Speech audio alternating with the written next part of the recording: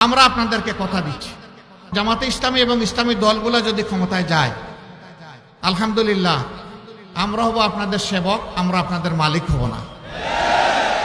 আমাদের এখন যে সম্পদ আছে এই সম্পদ কমবে, এটা 1 ইঞ্চি বাড়বে না।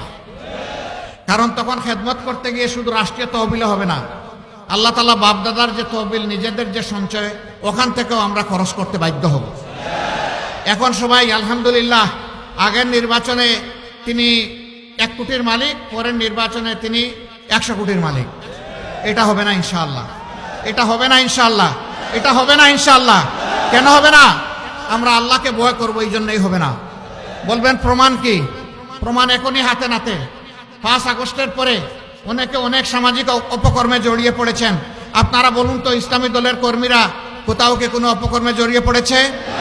কোনো একটা ইসলামী দলের লোক না। কেন না? তারা আল্লাহ তাআলাকে ভয় করে, এই জন্য তারা।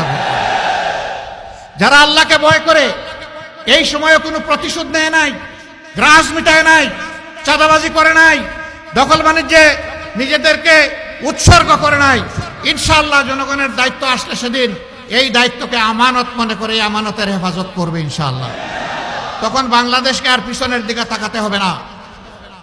মুসলমান, হিন্দু, বৌদ্ধ, খ্রিস্টান সবাই তাদের জীবনের নিরাপত্তা পাবে, সেই সাথে তারা মর্যাদা নিয়ে বসবাস করবে ইনশাআল্লাহ। কোরআন কারোর মধ্যে অধিকারের কোনো তারতম্য করবে না, আমাদেরও কোনো তারতম্য করার কোনো অধিকার থাকবে না।